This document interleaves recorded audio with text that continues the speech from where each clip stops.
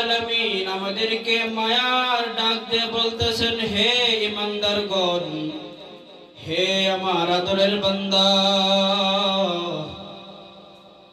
হে আমার মায়ার বান্দা।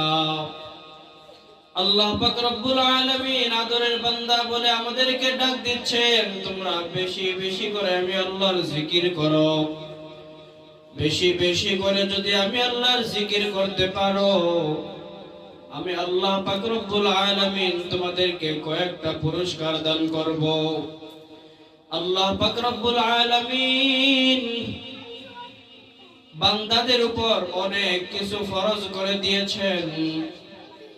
তার মধ্যে সবচেয়ে গুরুত্বপূর্ণ ফরজ হলো 5 ওয়াক্ত নামাজ। এরপরে ফরজ করে দিয়েছেন যাকাত, রমজান মাসের রোজা। আল্লাহ পাক রব্বুল আলামিন বান্দাদের উপর ফরজ করে দিয়েছেন, কিন্তু আল্লাহ নামাজের ব্যাপারে বলেন নাই তোমরা বেশি বেশি করে নামাজ পড়ো। রোজার ব্যাপারে আল্লাহ বলেন নাই তোমরা বেশি বেশি করে রোজা রাখো।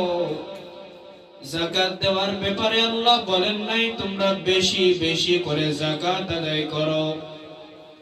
হজের ব্যাপারে আল্লাহ পাক রব্বুল আলামিন বলেন নাই তোমরা বেশি বেশি করে হজ করো। কিন্তু জিকির এমন মর্যাদাপূর্ণ একটি ইবাদত,